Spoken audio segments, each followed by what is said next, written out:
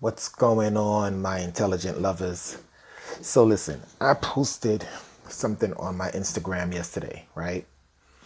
And I got all type of DMs and I got all type of disgruntledness in a sense. So listen, I made a comment about the man being the head of the household or the king of the castle. And I just want to explain what that really means, right? Because that's what we've been taught to believe, that the man is the head of the household and he's the king of the castle. I've never subscribed to that. It never made sense to me as far as that being conducive for a relationship. And I'm going to tell you my belief, and you can leave in the comments below and let me know what your belief is. But when I hear the man is the head of the household or he's the king of the castle, to me that's a hierarchy, right? He's up here. And everybody else within that household is beneath him or below him. And that's exactly how it is. Whether you want to think of it in a different way, that's exactly what it means. The king does not make the last decision, right? Whatever he says goes ultimately. At the end of the day, whatever the king says goes. He may confer with the queen, he may talk with the queen, he may allow the queen to give her opinion, but at the end of the day, he's making the decision. And that's just not how a conducive relationship is going to work. And a relationship, in my opinion, should be an equal partnership, not a 60-40 partnership, not a 70-30, not a 65-35, right?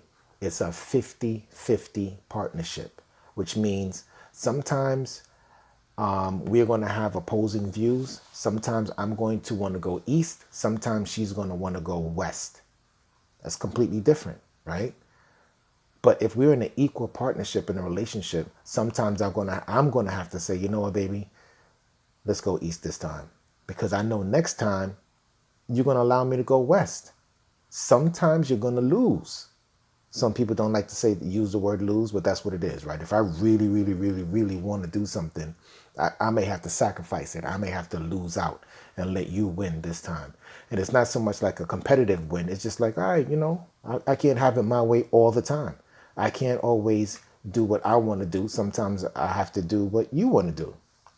That's what a healthy relationship looks like to me. So if you want to go a little bit further, let's say that you're married and the king decides that, you know what, I feel like I have better opportunities in Chicago, but we live in New York.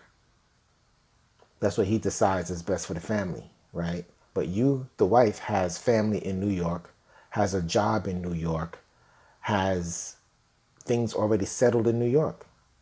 Just because he says he wants to get up and move to Chicago, that's exactly what happens with the family. There's no discussion about it. That's ultimately going to change his mind.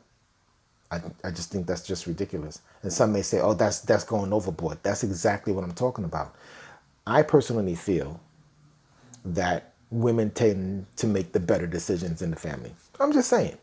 Maybe I'm biased, whatever the case may be, right? There are situations to where women make more money than men make. There are situations where women are more practical or more intelligent than the spouse that they're with. But so because he's a man, he's supposed to have the final word in every situation, because he's the man, because he's the head of the household, because he's the king of the castle. I entitled my book Revolutionizing How to Love, because that's exactly what we need to do. Change the dumb traditions that we've been following for all these years. And that's what we've been doing. We've been following stupid ass traditions that have not been working.